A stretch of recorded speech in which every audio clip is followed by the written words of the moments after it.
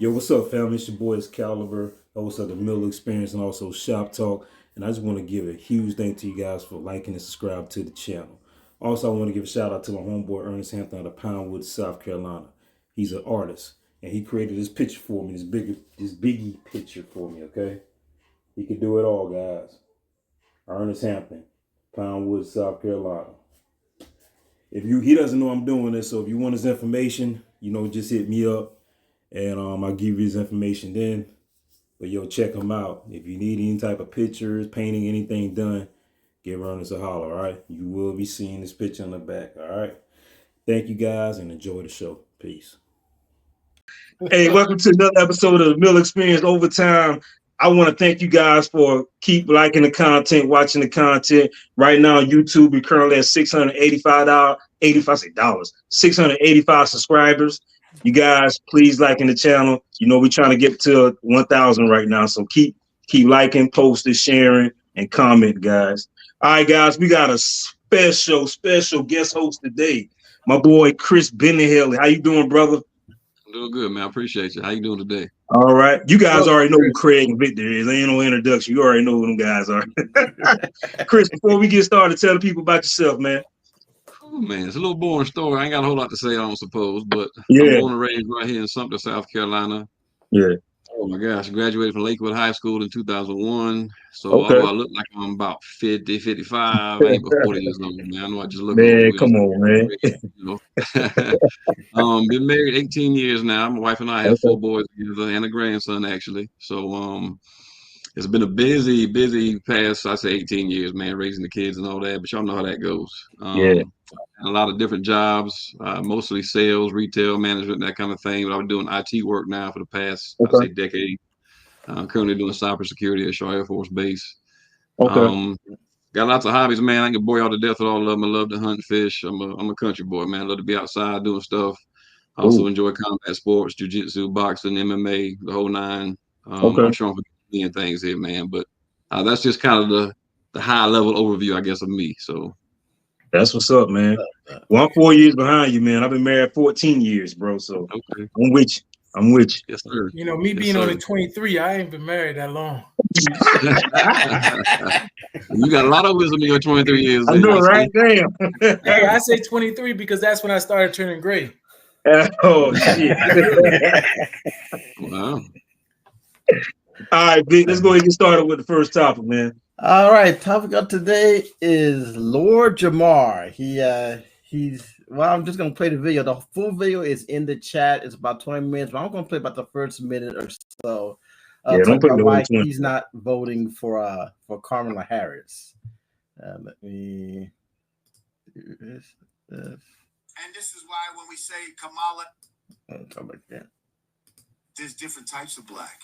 And when we say black, we mean American black. Right. Like living the American experience. The cultural American cultural experience. Mm-hmm. And I'm sorry, she's first generation from people that were some of her Caribbean people owned slaves and all this type of shit.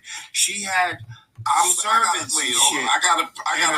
This one lady that she's pretending to be her fucking grandmother may have been a servant in her own fucking home, and she's passing her off as her grandmother. Oof.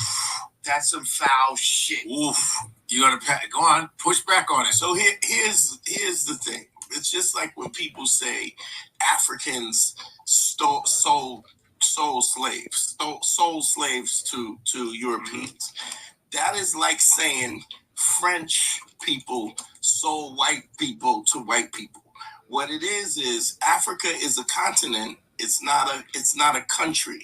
And so when you have Nigerians, you have Ugandans, you had warring tribes that sold other people of other countries, just like French enslaved Italians. And so when people say, whenever you see Candace Owens and she says black people sold slaves, that is like black wasn't even a thing. That's a construct. That's an American construct that doesn't even mean anything. It means whatever they decide that it means. Law, it means something. It means in law something, it's an entity that was created to separate black people and to justify the dehumanization of black people. So okay, I'm gonna start right there. All right. Hey, before we get started, I just want to say that's from the Godfrey We Trust God podcast.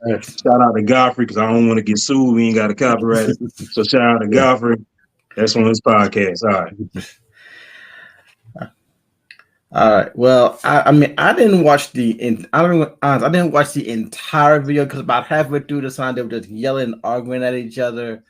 But just watching it, it just kind of spewed this whole idea of you're not black enough, or because you didn't have the same experience I had, you're not me, sort of attitude that works to just separates all of us. You know, just because you didn't grow up in the same culture as somebody else. I mean, if you grew up in the suburbs versus the hood, you grew up in a different culture no matter what color you are.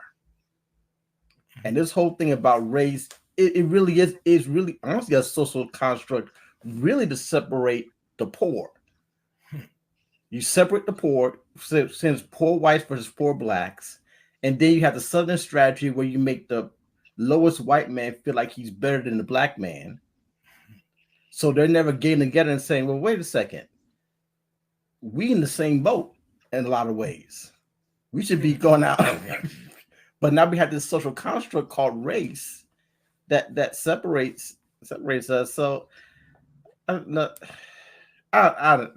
just gonna. I'll chime back in when I'm just watching this and just kind of just shaking my head. I mean, like just stop it. If you don't want to vote for Kamala Harris because of her policies, fine. But don't go. Well, someone's just plainly not going to vote for her because she's black or because she's a woman or both. So. Right. Yeah.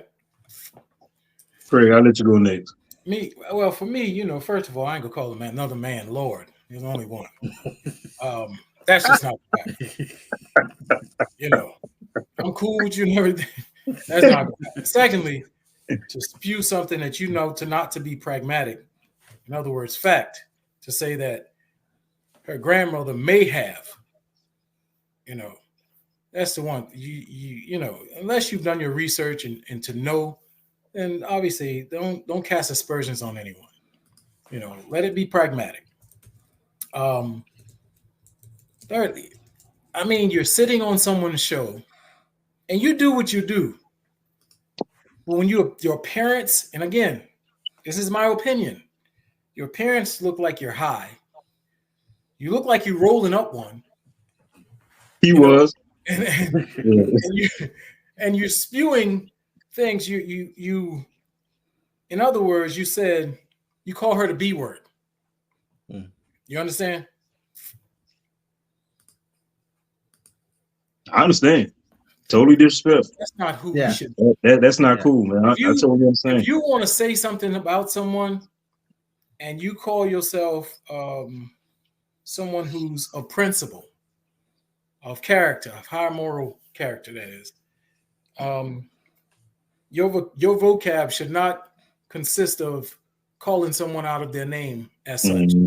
Yeah. You know, this is a lady, whether it be a man or a woman. She worked hard. And I'm not saying she's a man or a woman. I'm just saying, in particular, whether it's a man or a woman, they work hard to get in the position that they're in. Give them that due respect. Yeah. Yeah. You know, and you know, to me, it sets us back. Now you want to divide the black. Mm-hmm. They're not black enough. Mm-hmm. You know, they're not American black. You know, that African American term, hey, we were born here. Mm-hmm. We're American. Mm-hmm. You know, so mm-hmm. I mean, I personally thought it was quite vulgar. you know, and it's below, you know, beneath what you know he should aspire to say about someone of her character. I mean, I'm sorry, of her position. Yeah. Yeah. If he doesn't like her, he doesn't like her. You know, that's the thing. But you don't have to disrespect and call out her name pretty much. Don't disrespect and to call her out of her name and to say someone's not black enough. I mean, that's something that's just it's ignorant. But is it a willful ignorance? Is it willful ignorance? I mean, is it for clicks? Is it for likes? Pretty much. A lot of things on social media, that's all it's for. Clicks, likes, especially in this podcast era. Yeah. But I think, again, I believe that it's putting us behind from where we want to have a seat at the table. We want people at that table that are high character, principled, ethical, you know, not morally bankrupt, and able to hold their own without going into the weeds or changing once they reach the top, if you will. Yeah. So at that table, you know, respect and you know, give them their due. Don't disrespect them like that. Yeah. I agree. What you got, Chris? Yeah, man, I'm not sure where to start on that one. It's a lot to unpack, as I said the other day in the text message. I think we've all, or at least a few of us, have seen the whole video. I've seen the whole thing. Yeah, it could be a little difficult to watch, mostly because it's distracting. Godfrey would go off on a little tangent, kind of in the middle. I think it was, matter of fact. I think it was like, so it's kind of hard to pick up on all the more important things, if you will. But I get it. He's a comedian, so I understand. Yeah. Kind of touch on some of what you guys have already mentioned. I think you mentioned that, you know, we spend so much time focused on race. And I'm just gonna be honest with you guys. I'm not big into politics. I don't know a lot about politics, so I try to only speak to what I understand, or at least I think I understand. And I try to be very careful. Yeah, I try to be very careful to lead with that as well, so I don't sound too foolish. But for me personally, I didn't start paying a lot of attention to really any politics until right around 2008 when Obama was running for president. I just started kind of paying attention to that point. From then to now, I've noticed how even when Obama was running, things were they're beginning to be very racially divided. I don't know if it started there and I just wasn't paying attention prior to that. I already have no idea, to be honest with you. I just know I started kind of seeing that division start taking place at that point, and it progressively got worse. When Trump took office, it's kind of the same thing. It just progressively got worse to where you had, you know, the Republicans were all white folks and the Democrats were all black folks, and we got to be against each other. And if you're a Democrat, you can't like this. If you're a Republican, you can't like this, and so on and so on and so on. It sows a bunch of division in our country. We don't need that. So I think somewhere along the way, we brought race into the mix, and we shouldn't have. Vic, you said that we should be talking about policy. So for me personally, that's kind of what I do when I look at politics and different offices that are running, et cetera. I try to make sure I focus on the issues at hand and who's going to do the better job. I don't really try to get into the whole, as they call it now, what they call it, identity politics and stuff like that. I'm not going to vote for so-and-so just because they're this or they're that. I want to see what you're going to do for me and my family, what you can do for my bottom line, for my dollar, my bank account, et cetera. Same thing.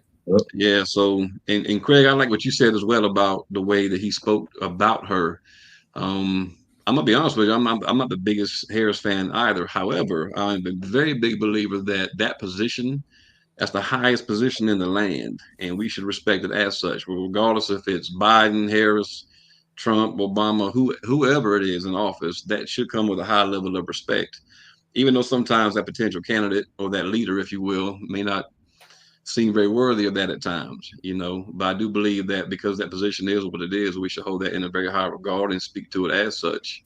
But unfortunately, a lot of times we don't do that. And I'm guilty of doing it myself. I ain't sitting there lying to you. You know, there's been times I've probably spoken pretty unfavorably about whatever candidate for whatever position, you know, but I think that just, again, kind of adds to the problem. So we have to do a better job of that, especially as it goes to the race thing. I think that's to me, that's the worst. And my personal opinion is that we have a lot of that to blame on social media, the media as a whole, if you will, big news channels, etc. Every time we turn around, there's some type of racial attachment to a political post or topic, and that doesn't do any of us any good whatsoever.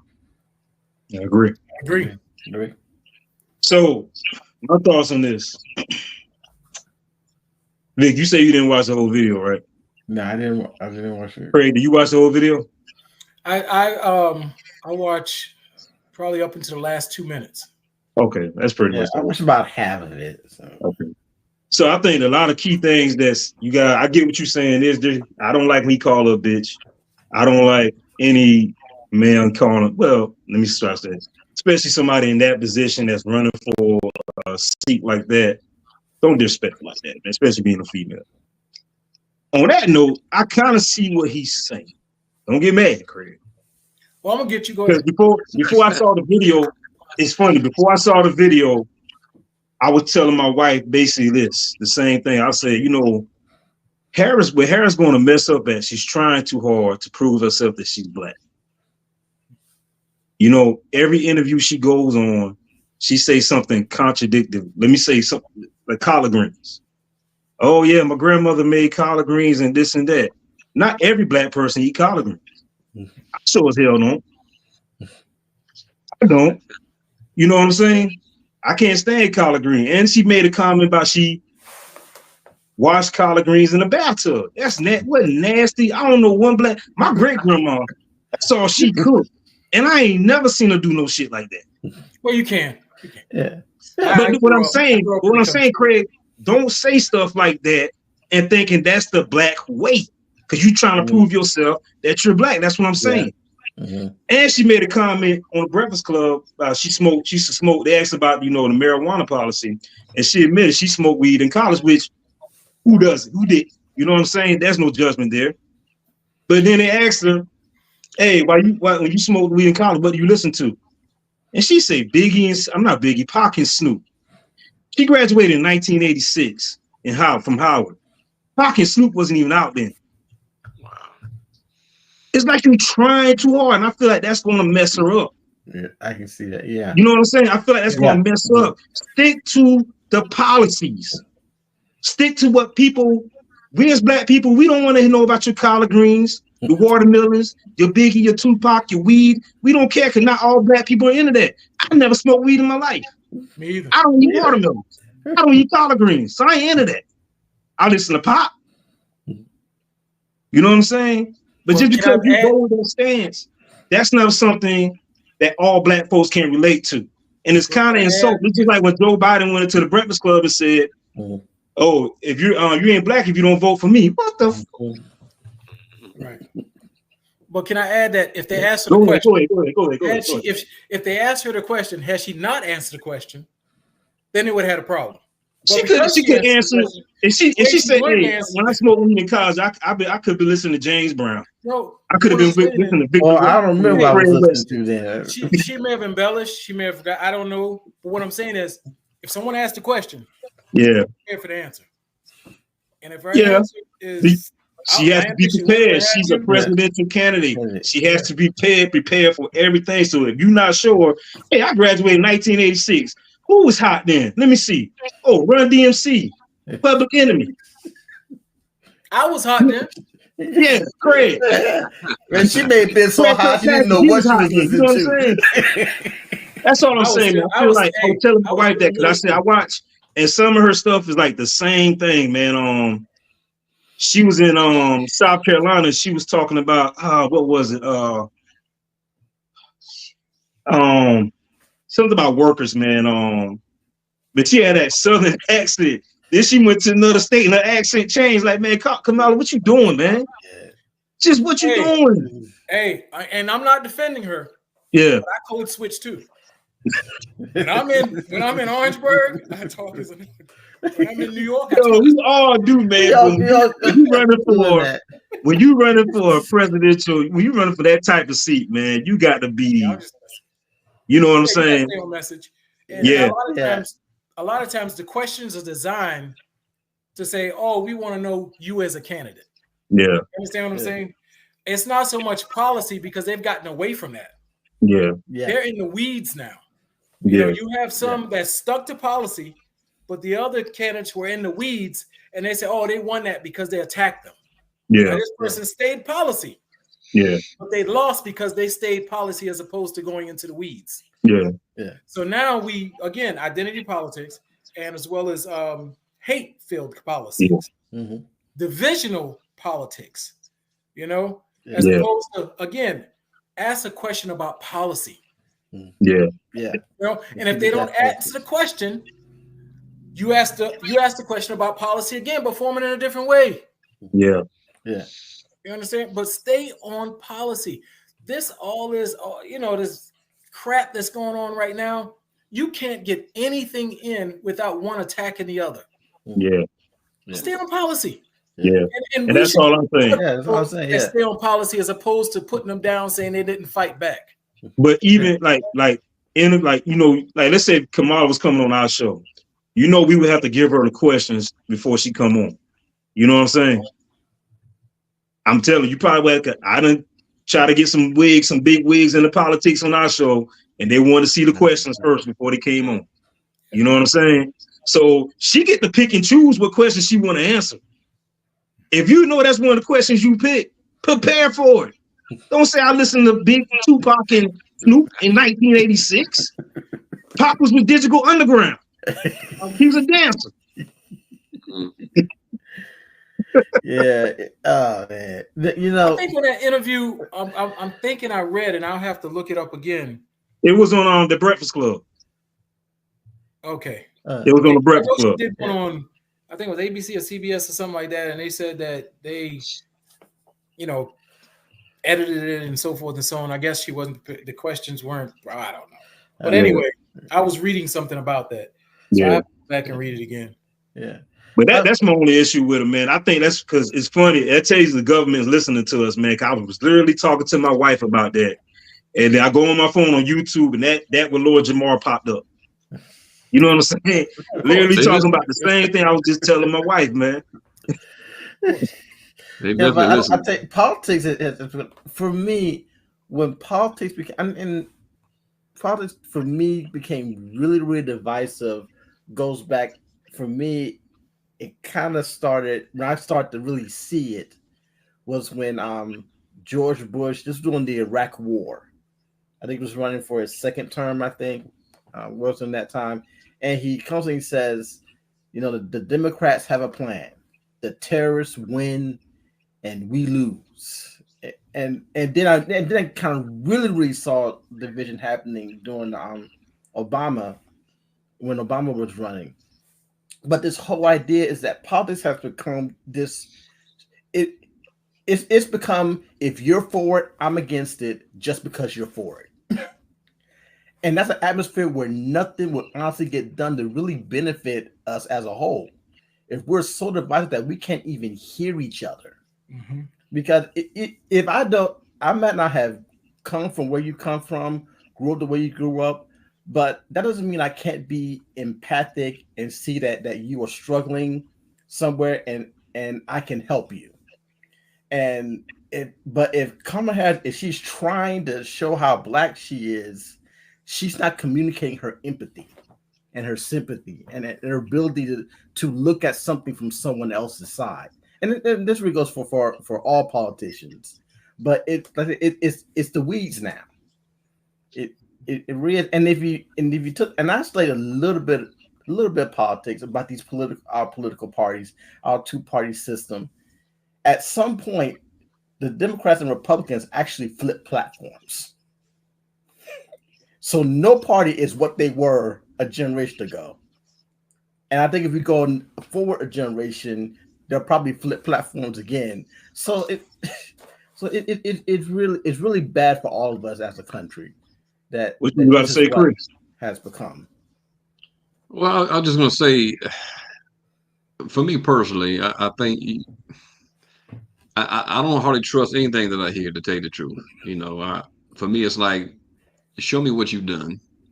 Yeah. You can tell me about what your plan is and all, and that may sound good. And sometimes that might be all we have to go on. In some cases, you might have a track record we can look at and see what you've done historically, and we can kind of make a decision from there. But at the end of the day, I really believe that everybody's got their own agenda anyway. And that might kind of sound a little, what do you call it? What's the term? Conspiracy theorist, I guess. I hate to be that way, but that's just kind of the way I believe. To be honest with you, I think to a lot of these politicians, we're just they don't know who we are. They don't really ultimately care to a degree. I think a lot of them just want that power that comes with it. No, I don't want to misspeak here, because I think there are some that are genuine in what they're trying to do, that they truly want to see this country succeed and do well, and they want to do well for the people. But yeah, everybody has an agenda. That could be the agenda. Yeah, So, could be. So for me, I try not to get too excited or wound up about any one particular politician. I got my own set of core beliefs and values, etc., and I try to go on that. But I think we've been conditioned so much as a society to entertain all the. So Craig, I think you might have mentioned this a second ago when you're talking about how they're so busy bashing each other they can't answer a question on policies and things of that nature. At some point, people have kind of they love drama. So when you have two politicians or two presidential candidates, for example, going back and forth with each other, pointing fingers and throwing rocks, people are entertained by that. So they come to expect it. So they tune in to hear that sometimes instead of hearing about policy. Me personally, and most of the people I know, we get a little pissed off when we tune into the debates and we hear two middle school people, so it sounds like anyway, go back and forth at each other. And that's just, to me, it's kind of sad. It's insulting. And that, until they start changing that, we're going to be in trouble, period, I believe. And, I had spoken to someone a while back, probably months ago, and they said that, think about this, Craig. They said 5 months out, 6 months out, 4 months out even, if a candidate gets up there and talk about what their policies are going forward, what they'd like to do, what they'd like to implement, the other candidate hears that and they pick off that, what they'd like to do to make it sound better. Or they attack what that person is saying. So it's like, you don't want to put your policy out there until you get real close to election time. I mean, think about that. Does that make sense? To them, but not to us. Because we truly want to hear the platform, what they like to present, what they like to do. But again, Chris, Vic, Excalibur, there's so many people that want to hear them go into the weeds to insult one another, to talk, bash one another, as opposed to what's important to who I feel most people, the masses, meaning, what are you going to do for us as it relates to, putting food on our table, from an economic standpoint, making sure that, we don't go to war, making sure that our allies are in line and we're not ticking them off in a sense, because that's important. These things that we really need to hear about, they don't talk about because they're busy bashing one another or hiding what they want to present, if you will. Something has to change. I believe that we have to have some type of decorum, and people should start calling it for what it is. Because whoever runs the media runs the world. If you're a media, if you're interviewing and you ask a question and they go on a tangent about something else, well, seems like we're just going to cut this.